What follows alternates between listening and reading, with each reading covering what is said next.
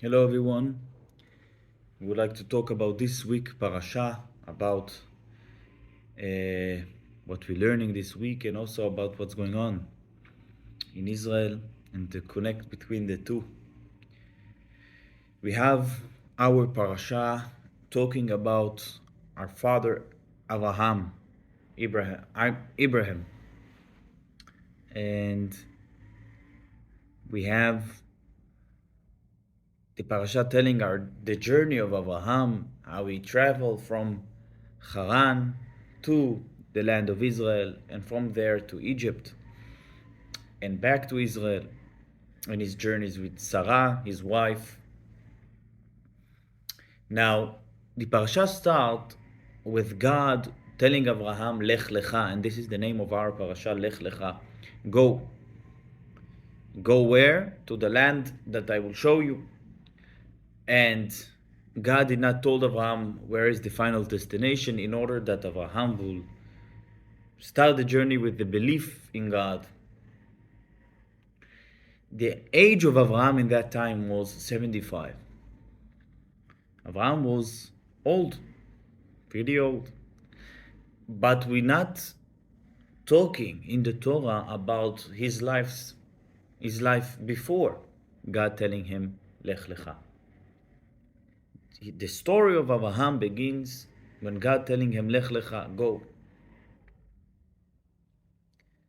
And this is interesting. In the Midrash, in Jewish tradition, there is many stories about the life of Abraham before God told him Lech Lecha. Many stories, many facts showing the dedication of Abraham to God. Actually, he sacrificed his life, and he actually was not born in Haran. He was born in Ur Kasdim. The king was Nimrod, and they had the king wanted to declare himself as God, and Abraham was opposed that, and he was famous for that, and he needed to escape Ur Kasdim, and many stories. But we starting from the age of 75.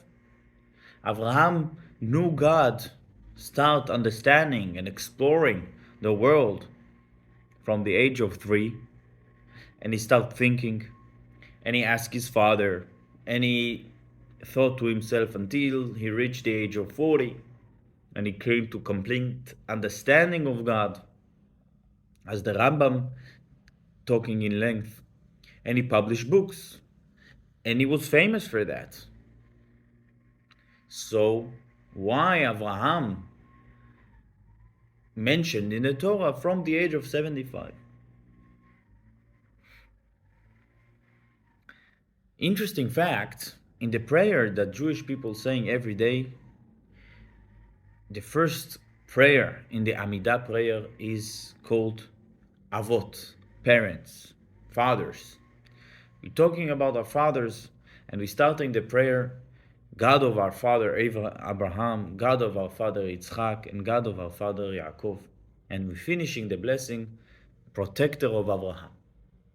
Abraham.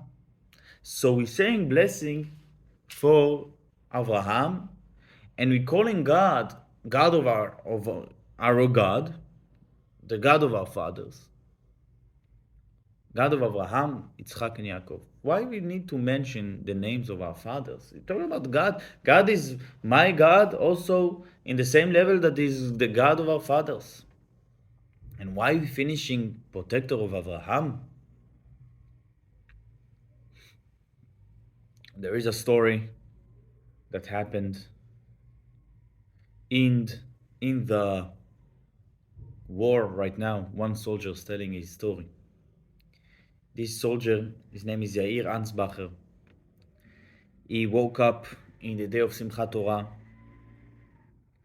and he went to the synagogue 8 in the morning near Jerusalem. And then they heard from far the alarm of the rockets coming to Israel from Gaza. And his father that was with him telling him, this is a real alarm. It's not a fake, it's not a test, this is a real alarm. How far his father knew? He knew. When he This soldier, Yair, heard his father. This soldier is a soldier of platoons that their mission is to fight against terror, meaning they are the first to go. So he went to his home, see his phone, and he see that there is rockets and there is a concern about terrorists that going inside Israel from the south. He took the car and he went there. And after a long fights and going and see all the terror that was there and all the terrible situation, so he came to this village that they told him to go to, and all day he's clearing the village from the terrorists that were there. I think it's called Nir Yitzchak. And after that, and he's seeing all the horrors and all the suffering that the terrorists did there, and all day searching and searching to see that everything is clear. Then they're going in the houses and telling the people that they can go out. All the people, the survivors that were stuck in the houses, they were afraid from the terrorists. So they're knocking on the safe rooms and telling them, it's us, it's Sahal, you can go out. Everything is clear. And they didn't believe them. And some of them saw it even with the uniforms of Tzahal and with everything. But they didn't believe them. They thought they were terrorists dressing like Tzahal as they were there, like police officers, like everything.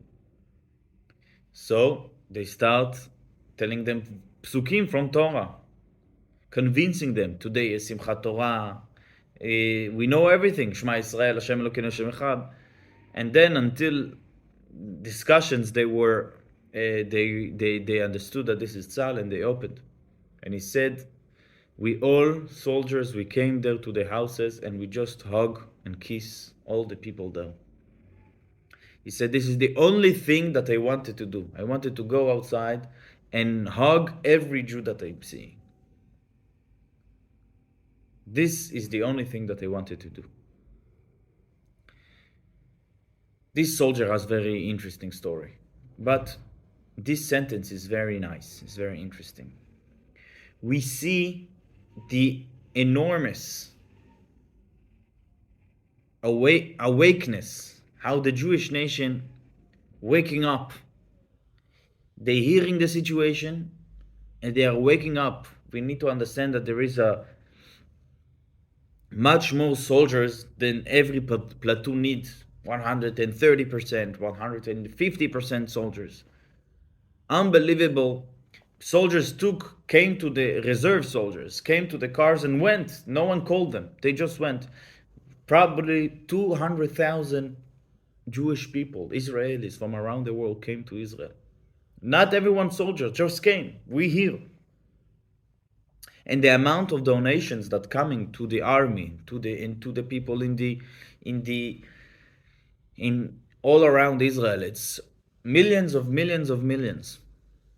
Every Jew is awake. This is unbelievable. And this is the reaction of Jewish nation. This is how the Jewish people reacted. That was the mistake also of our enemies, of course. That they thought that we are weak.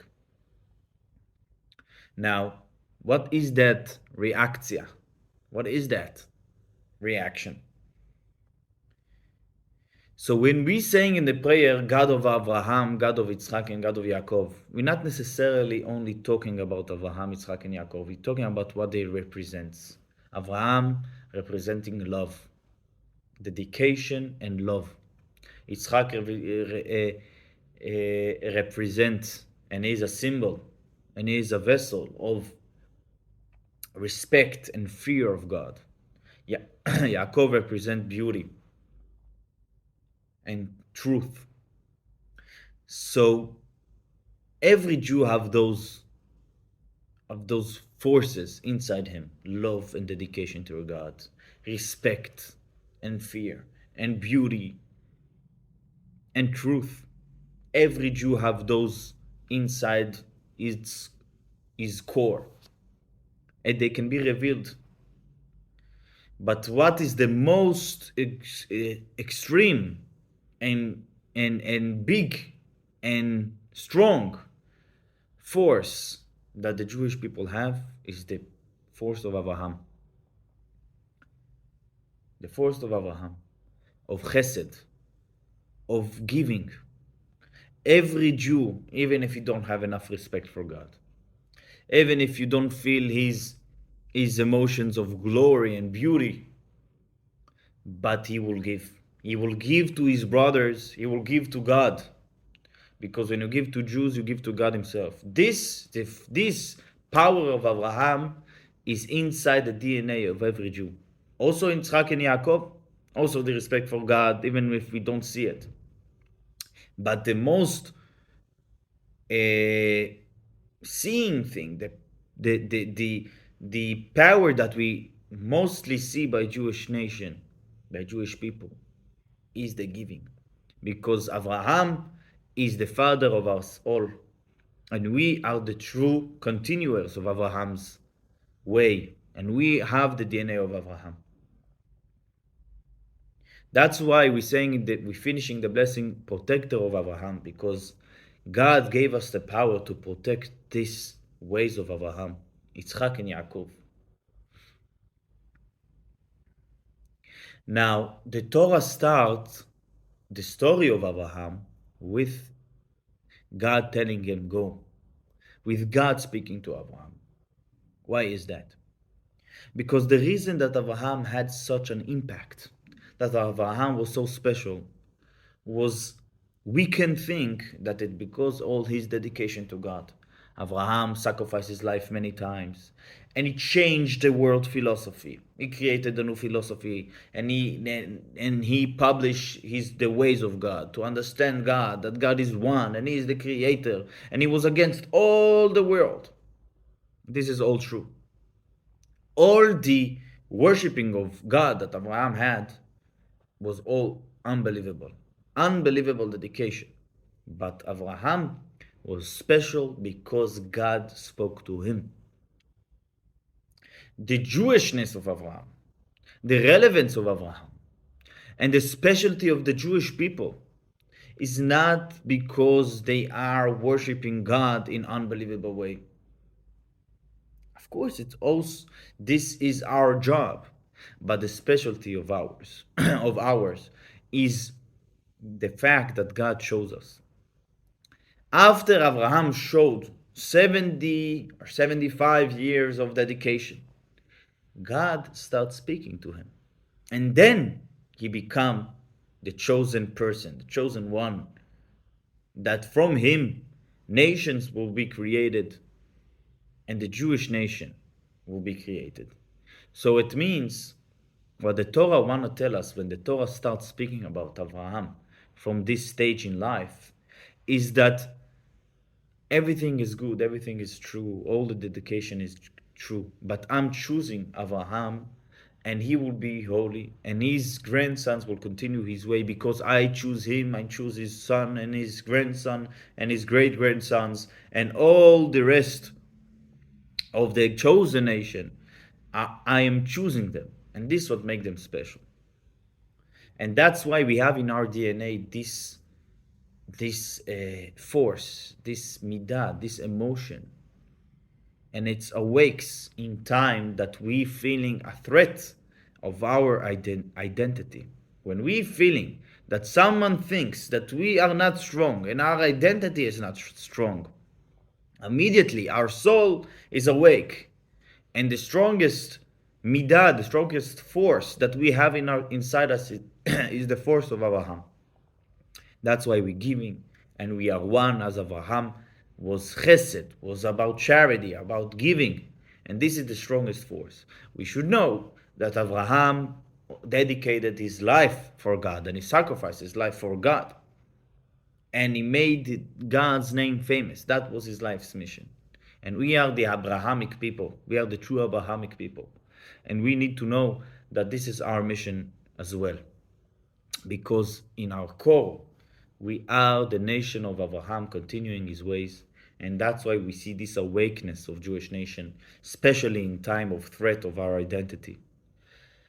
Hopefully, when every Jew adding small things to strengthen his identity, he is more strong, and our nation becoming more strong, and our enemies becoming more weak, because when the fight is not about a physical body, is fight anti-Semitism with the Jewish nation, and the Jewish nation fighting back with an army and with a nation spirit. The spirit is a strong weapon that we have. And when we strengthen this, we're more connected to Avraham and to our tradition and to our history. We are fighting back in the fight that they cannot win. Shabbat Shalom and good news, Bezrat Hashem, to all Jewish people around the world, and especially to our nation in Israel and brothers and sisters and soldiers.